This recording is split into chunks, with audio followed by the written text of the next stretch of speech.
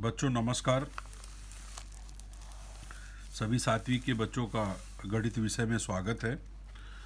हम लोगों ने पिछले पीरियड में प्रश्न संग्रह 5 तक कर लिया था। अब हम लोग प्रश्न संग्रह 6 करेंगे, जिसका पहला प्रश्न है, नीचे दी गई आकृति में सर्वांगसम रेखाखंडों की जोड़ियाँ लिखो। अब इसमें रेखाखंड जो सर्वांगसम है उसकी जोड़ी लिखना है। विभाजक का उपयोग कर पता लगाओ। विभाजक किसको कहते हैं, पहले उसको हमको देखना है। कंपास बॉक्स में विभाजक के रूप में ऐसा एक नोकीला इस तरह का नोक होता है। नोकीला सिर्फ इस तरह का आप लोग देख रहे हैं, ठीक है। ये इस तरह का नोक होता है, इस तरह का नोकीला, और वो दो नोक वाला होता है। समझ में आ गया? वो कितने नोक वाला होता है? दो नोक वाला, उसको विभाजक कहते हैं। उससे हम लोग माप लेते हैं और माप करते हैं। विभाजक यदि आपके पास नहीं है तो आप लोग विभाजक का बिना उपयोग किए भी माप कर जोड़ियों को लिखना है। प्रश्न संग्रह 6। प्रश्न संग्रह 6, ठीक है। एक्सरसाइज 6 करेंगे।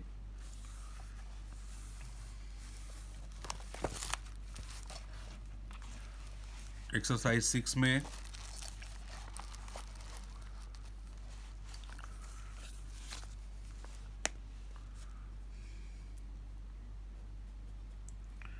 एक्सरसाइज 6 प्रश्न नंबर 1, उसमें लिखा गया है प्रश्न नंबर 1 में, नीचे दी गई आकृतियों में सर्वांगसम रेखाखंडों की जोड़ियां लिखो और विभाजक का उपयोग करके पता लगाओ। पहला, दूसरा, तीसरा और चौथा क्वेश्चन, ठीक है। ऐसे हमको करना है इसको, पहला, दूसरा, तीसरा और चौथा, ठीक।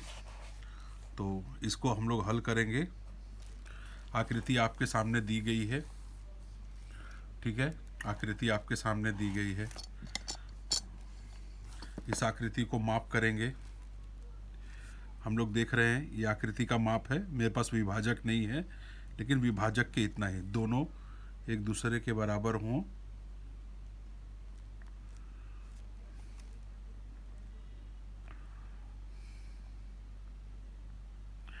हम लोग देख रहे हैं GC और GB, ये दोनों रेखाखंड आपस में एक दूसरे के बराबर हैं। GC और GB। बच्चों मैं आ रहा हूँ, 1 मिनट।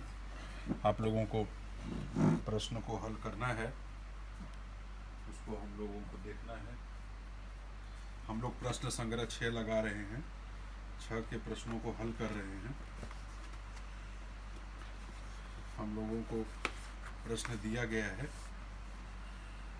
उसको हमको हल करना है।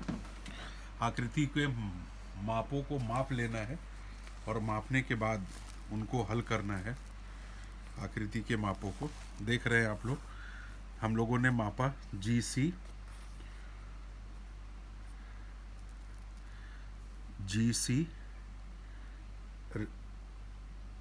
और रेख GB, ये इस तरह से मापेंगे। GC और रेख GB हम लोग देख रहे हैं दोनों का माप समान है, तो उत्तर में लिखेंगे। पहला उत्तर हो जाएगा रेख GC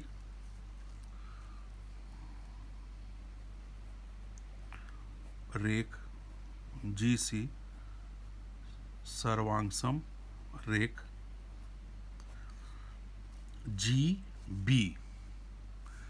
GB, दोनों का माप समान है। हो गया। उसके बाद आप लोग आकृति में देख रहे हो, दिख रही है आप लोगों को आकृति। रेख MG का जो माप है,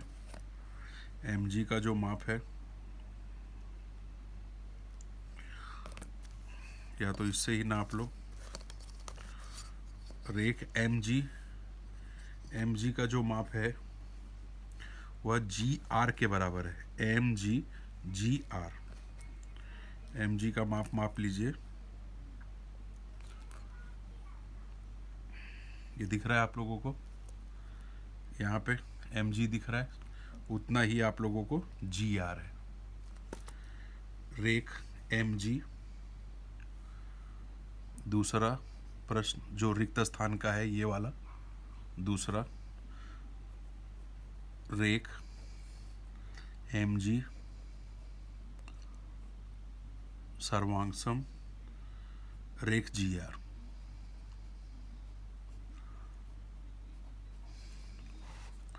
ये दूसरा हो गया बच्चों। फिर तीसरा आप लोग देख रहे हैं खाली है, तीसरा मैंने पॉइंट डाल दिया। तीसरा हम लोगों को चेक करना है एम जी और एन जी। मुझे लग रहा है एम जी और एन जी,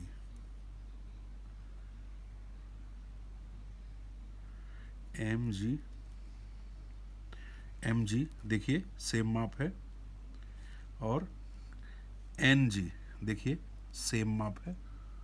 ठीक है, दिख रहा है एम जी, दिख रहा है आप लोगों को ध्यान से, एम जी और उसके बाद एन जी देख रहे हैं, सेम सेम माप है। तो रेख एम जी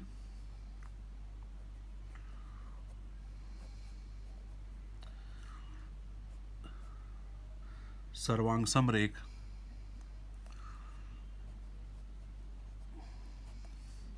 एन जी। फिर आप लोगों को चौथा रिक्त स्थान दिखाई दे रहा है, ये चौथा रिक्त स्थान है। ठीक है, चौथे रिक्त स्थान में हम लोग देख लेंगे, बच गया जीई। जीई का माप ले लेते हैं। जी आप लोगों को दिख रहा है, जीई। जीई मतलब मैंने इसका माप बदला नहीं है, तो यह किसी के भी बराबर आप लिख सकते हैं, जी आर के बराबर।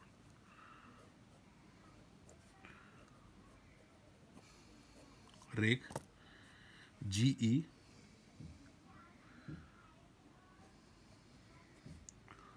नीचे ऊपर फिर ऊपर, सर्वांगसम का निशान इस तरह बनाते हैं, नीचे ऊपर फिर नीचे फिर ऊपर, रेख जी आर। बच्चों जिसका माप सीमित होता है उसे रेख कहते हैं। एक बिंदु से आप लोग देख रहे हैं, एक बिंदु से दूसरे बिंदु तक। ठीक है, मैं पेंसिल निकाल कर दिखाता हूं। बच्चों हमेशा याद रखिए, रेखाखंड किसे कहते हैं? रेखाखंड एक बिंदु से दूसरे बिंदु तक के बीच का माप। एक बिंदु से दूसरे बिंदु, एक बिंदु से दूसरे बिंदु, एक बिंदु से तीसरे बिंदु, इसको कहते हैं रेखाखंड। क्या कहते हैं? रेखाखंड। रेखाखंड को संक्षिप्त भाषा में क्या कहते हैं? रेख। क्या कहते हैं? रेख। क्या कहते हैं? रेख। क्या कहते हैं? रेख। ठीक है, रेखाखंड को ही संक्षिप्त भाषा में रेख कहा जाता है। इसका मतलब जो जो रेख आपस में माप में बराबर हैं, जैसे जीसी जीबी के बराबर था, जीसी जीबी के बराबर था, एमजी जीआर के बराबर था, एमजी जीआर के बराबर था, एमजी एनजी के बराबर था, एमजी एनजी के बराबर था, जीई जीआर के बराबर था, जीई जीई जीआर के बराबर था। बराबर बराबर मतलब सर्वांगसम सर्वांगसम। सर्वांगसम का मतलब क्या हो गया कि इनके माप आपस में समान है, सर्व अंग समान। ठीक है, अब हम लोग जाते हैं प्रश्न दूसरे पर। प्रश्न दूसरा आप लोग अच्छी तरह से देख लीजिए। प्रश्न दूसरा आप लोगों को दिखाई देगा। प्रश्न दूसरा दिया गया है, नीचे दी गई रेखा पर संलग्न बिंदुओं के बीच का अंतर समान है। संलग्न बिंदु है ना, संलग्न माने लगे हुए, 1 2 3 4 5 6 7 8 9, इनके बीच का अंतर जो है वह आपस में क्या है? समान है। इस आधार पर रिक्त स्थानों की पूर्ति करो। इस आधार पर रिक्त स्थानों की पूर्ति करो। पहला प्रश्न है, आप लोग देख रहे हैं, आप लोगों को दिखाई दे रहा होगा। अब हम लोग प्रश्न 2 करने जा रहे हैं, एक्सरसाइज 6 का प्रश्न 2 उत्तर 2। ठीक है, अब उसमें एक एक आप लोगों को दिया गया है, एक एक रेखा दी गई है, इसको रेखा बोलेंगे। दोनों तरफ तीर का निशान है, मतलब यह असीमित दूरी तक जाएगा। तीर का निशान असीमित दूरी तक जाएगा, इसको हम लोग क्या कहेंगे?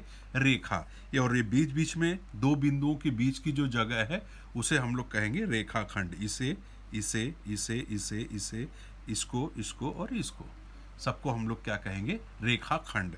रेखाखंड का संक्षिप्त नाम होता है रेख। रेख QP, रेख PZ, रेख ZY, रेख XW, रेख WA, रेख AB, रेख BC। ठीक है, अब हम लोग पहला प्रश्न पूछा क्या है?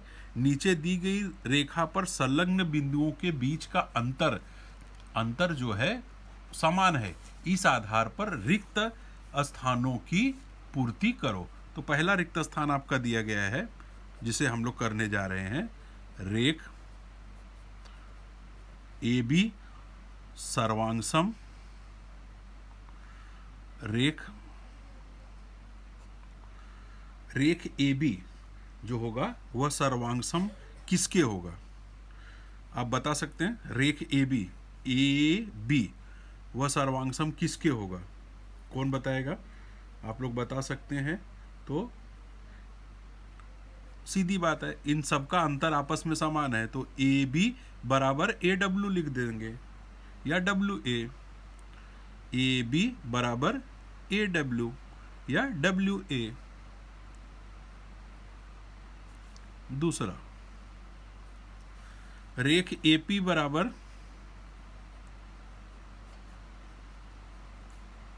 AP सर्वांगसम दिया है, इसको बराबर नहीं बोलते, बराबर के ऊपर इस तरह हो तो सर्वांगसम। रेख AP सर्वांगसम AP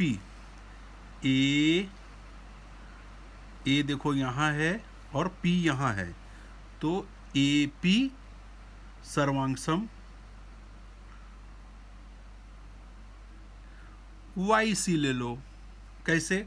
तो आप लोगों को मैं बताता हूँ कैसे। तो वो देखो, A से P 1 2 3 4 5 रेख है, 5 रेख का अंतर है। ठीक है, तो Y से C 1 2 3 4 5 के अंतर, तो रेख YC।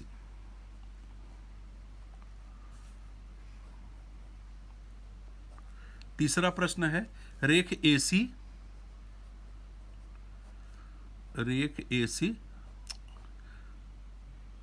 सर्वांगसम रेख AC में अंतर देखिए, AC में 2 है, AC में क्या है? 2 है, तो आप PY भी ले सकते हैं। PY देखो 2, कोई भी 2 ले सकते हो। XA 2, QZ 2, आप कोई भी ले सकते हो। मैंने जो चुना है AC के लिए PY 2 का अंतर, 2 रेख का अंतर, रेख PY, ये मैंने चुना है। आप लोग 2 कौन सा भी चुन सकते हैं। 2 आप YW चुन लीजिए, ये 2, आप WB चुन लीजिए, ये 2, आप QZ चुन लीजिए, ये 2, आप कोई भी चुन सकते हैं। ठीक है, थर्ड हो गया। उसके बाद फोर्थ दिखाई दे रहा बच्चों, रेख सर्वांगसम माने बराबर, सर्वांग समान, रेख BY। अब हमको ये देखना है कि BY का अंतर क्या है। चलिए, BY Y यहाँ है, B यहाँ है, 1 2 3 4, रेख BY मिला आप लोगों को। हम PW ले लेते हैं, PW 1 2 3 4।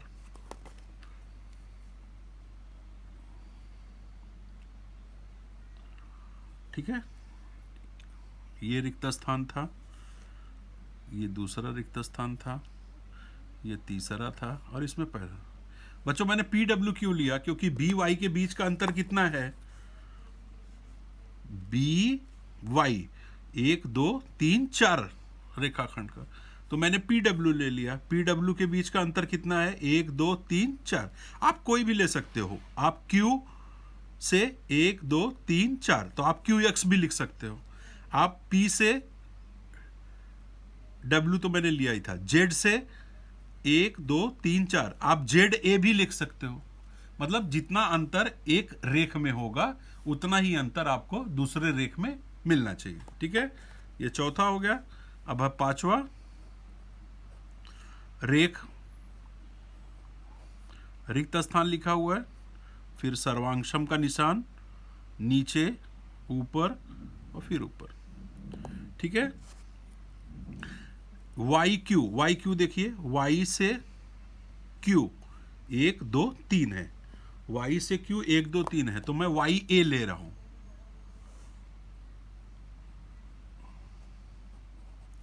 वाई क्यू ये दिख रहा है आपको, ये वाला प्रश्न? ठीक है, तो मैं वाई ए ले रहा हूं, वाई ए। अब वाई क्यू में कितना अंतर है देखिए, वाई क्यू 1 2 3 अंतर है, तो वाई ए 1 2 3 का अंतर। आप चाहे एक्स बी भी ले सकते हो, 1 2 3 का अंतर। आप डब्ल्यू सी भी ले सकते हो, 1 2 3 का अंतर। ठीक है, तो इसमें यह दिखाया जा रहा है कि दो रेख के बीच में यदि सर्वांशम का चिन्ह लगा हो, दो रेख के बीच में यदि सर्वांगसम का चिन्ह लगा हो, तो उन दोनों के माप आपस में समान ही होने चाहिए। उन दोनों के माप आपस में समान ही, जैसे ये मैंने सर्वांगसम का चिन्ह लगा दिया, नीचे, ऊपर, फिर ऊपर। ठीक है, आप लोग देख रहे हैं इसको अच्छी तरह से, ये एकदम बढ़िया तरीके से देखते जाइए। अब मैंने यहाँ लिया है BW लिया है। ठीक है, मैंने यहाँ लिया है BW। ठीक, तो BW कहाँ पर है? BW 2 का अंतर है, तो BW में आप ZX ले सकते हैं, ZX 2 का अंतर,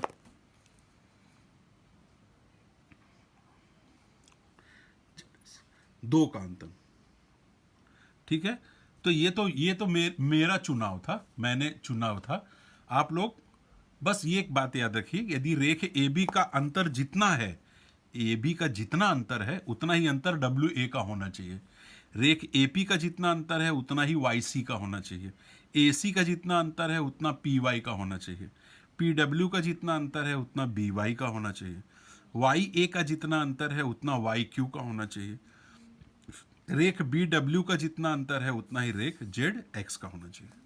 इस तरह से मैंने ये दूसरा प्रश्न भी आप लोगों को करा दिया। पहला और दूसरा हमारा प्रश्न संग्रह पूरा हो गया।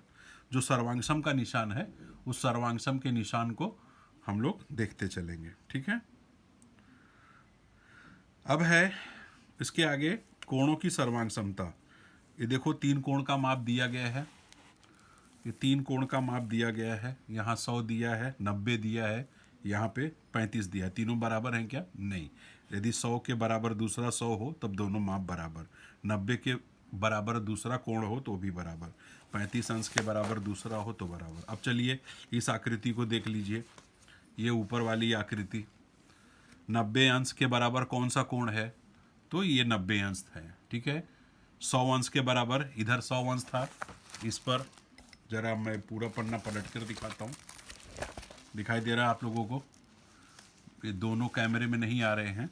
ये पहला 35 है, दूसरा 90 है, तीसरा 100 है। फिर उसके सामने दूसरी आकृति दी गई है, आप लोग यहाँ ध्यान दीजिए। पहला 35 है, दूसरा 90 था, यहाँ ये उसके बराबर और ये 100। ये आपस में दोनों कोण आपस में बराबर होंगे, भले यह छोटा है और इसकी लंबाई लंबी है, उससे लेना देना नहीं। कोण आपस में सर्वांगसम माने बराबर। सर्वांगसम कब होते हैं? जब उनके माप आपस में समान होते हैं। तो 40 अंश का कोण है और ये 40 अंश। बच्चों, कोण के ऊपर हमेशा अंश का निशान होता है, वह जरूर लगाना चाहिए, बिंदी। कोण बिना बिंदी के नहीं होती। ये आप लोग देख रहे हैं यहाँ पे, ये यहाँ पर दिख रहा है अंश का निशान, अंश का निशान, अंश का निशान, अंश अंश। ठीक है, तो 2 समान माप वाले कोण। अब यहाँ पर लिखा गया है जिन कोणों के माप समान होते हैं वे सर्वांग समकोण होते हैं। यह हमने समझ लिया है। ठीक है, अब प्रश्न संग्रह 7 यहाँ पर लिखा हुआ है, आप लोगों ने पढ़ा फिर से, जिन कोणों के माप समान होते हैं उन्हें सर्वांग समकोण कहते हैं। अब आ जाइए प्रश्न संग्रह 7। प्रश्न संग्रह 7 जो है वह पेज नंबर 10 पर है। पेज नंबर 10 पर है। प्रश्न संग्रह 7 हमने 6 कर लिया है, अब 7 की तरफ हम लोग बढ़ रहे हैं। ठीक है, आप लोगों को 7 दिखाई दे रहा है अच्छे से, यहाँ पर दिख रहा है। आप लोगों को प्रश्न कॉपी में उतारना है, मैंने किताब में उसको दिखाया है, आप लोग उसको देख के वीडियो को रोक कर, जिसके पास किताब है तो ठीक है, नहीं किताब है तो वीडियो को रोक कर आकृतियों को देखेंगे। नीचे कुछ कोणों की आकृतियाँ दी गई हैं, ये दिख रहा है आप लोगों को, 1 2 3 4 कोण दी गई है। इनमें से सर्वांगसम कोणों की जोड़ियों को सर्वांग समता चिन्ह का उपयोग करके लिखना है। सर्वांगसम कोणों की जोड़ियों को सर्वांग समता का चिन्ह उपयोग करके लिखना है, इसमें ये लिखना है बच्चों। प्रश्न संग्रह 7, ठीक है। तो इसके अंदर कोण का नाम इस तरह से होता है AOB, दिख रहा है आप लोगों को, AOB दिख रहा है। कितने अंश का कोण है बच्चों? 45 अंश का। AOB 45 अंश का। अब हम ढूंढेंगे कि 45 अंश का कोण और कौन सा है। यहाँ पर दिख रहा है, ये तो नहीं, ये तो नहीं, ये वाला दिख रहा है, तो जिससे इसका नाम हो जाएगा 45 अंश का कोण। ठीक है, तो ये हो गया AOB।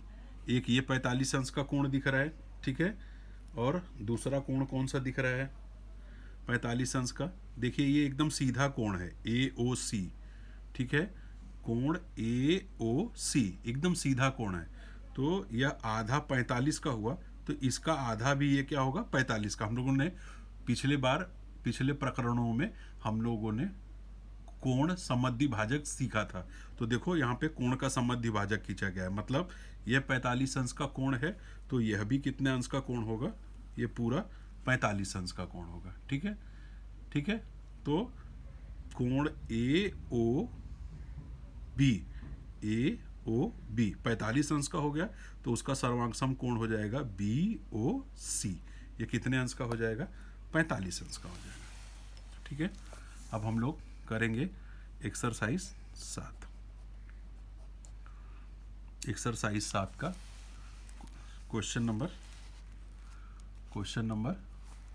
एक्सरसाइज 7 का क्वेश्चन नंबर 1 दिख रहा है। प्रश्न 1, ठीक है। यहाँ पे आकृति दी गई है, मैं इस आकृति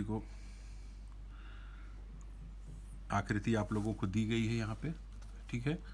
अब इस आकृति के माध्यम से ही मैं इसका उत्तर लिखना शुरू करता हूँ। कोण AOB आप लोग देख रहे हो, कोण AOB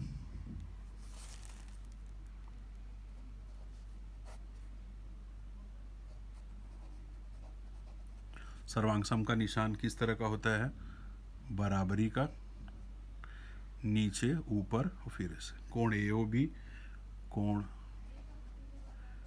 BOC दिख रहा है आप लोगों को, है ना। कोण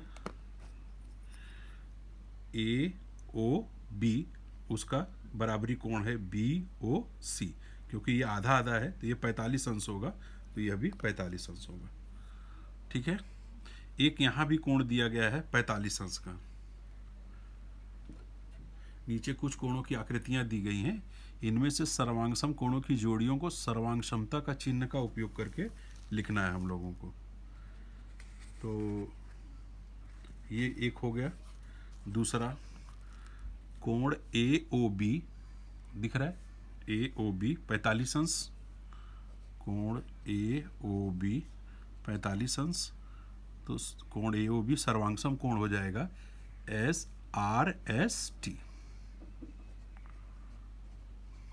RST। फिर है कोण AOC, कहाँ दिख रहा है कोण AOC बच्चों?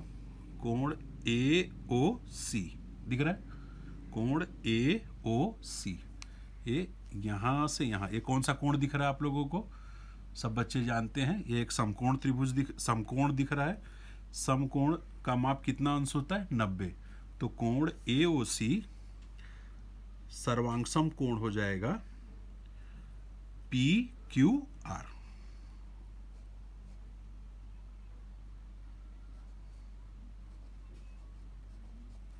क्योंकि इन दोनों का माप कितना है 90 अंश है।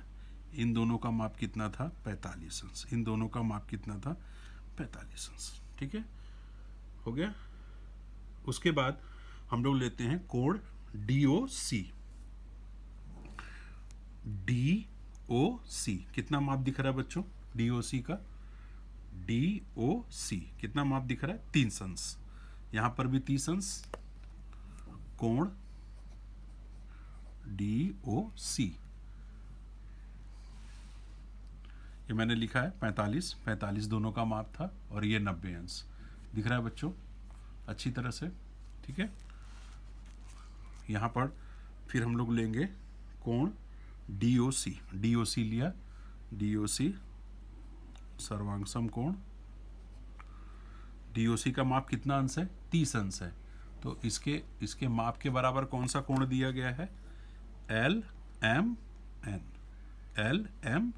कौन सा कोण 30 अंश का माप कोण LMN बराबर 30 अंश। तो ये आपकी कोणों की जोड़ियां हो गई। अब है BOC। एक कोण का माप है BOC।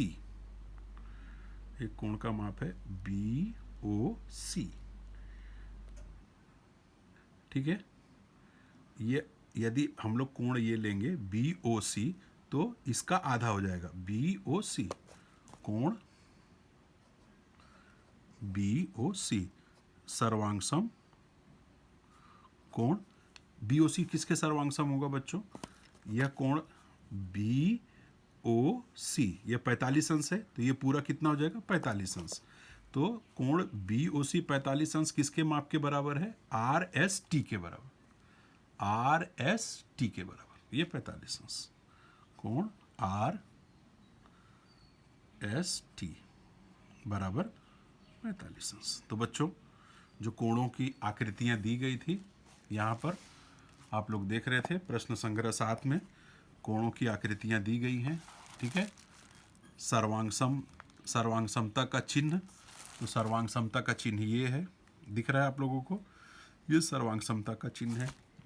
इसको लगाकर इन आकृतियों में से कोणों की जोड़ियां बनाएंगे। पहली जोड़ी ये है AOB कोण AOB सर्वांगसम कोण BOC जो कि 45 अंश के थे।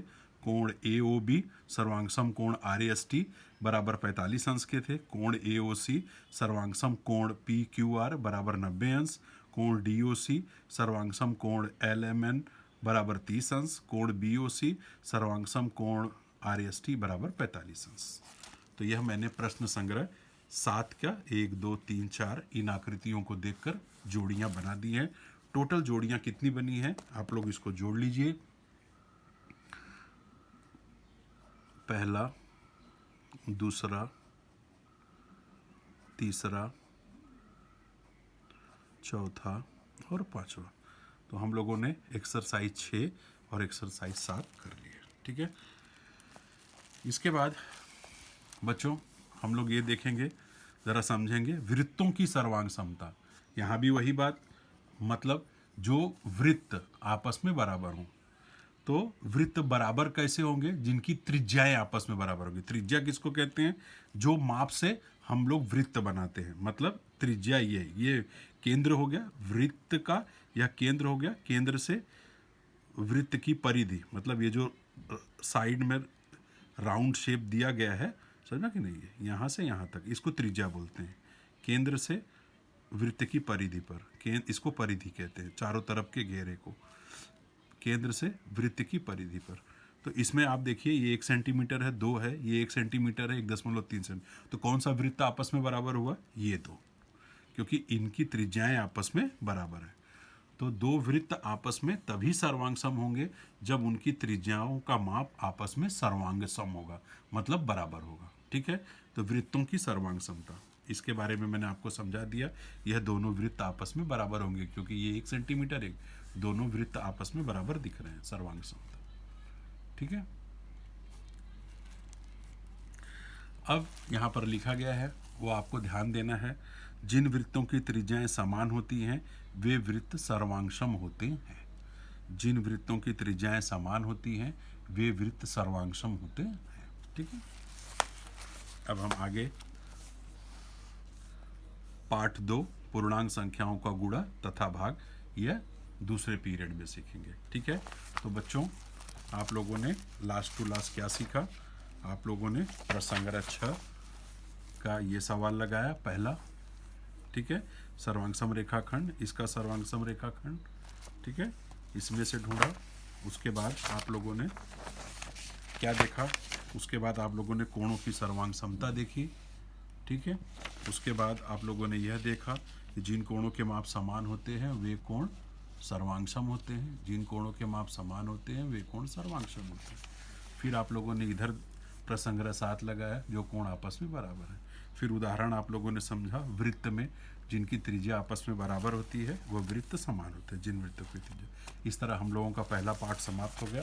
नेक्स्ट पीरियड में मैं आप लोगों को दूसरा पार्ट पूर्णांक संख्याओं का गुणा तथा भाग, नेक्स्ट पीरियड में दूसरा पार्ट पूर्णांक संख्याओं का गुणा तथा भाग सिखाऊंगा। ठीक है, तब तक के लिए नमस्ते।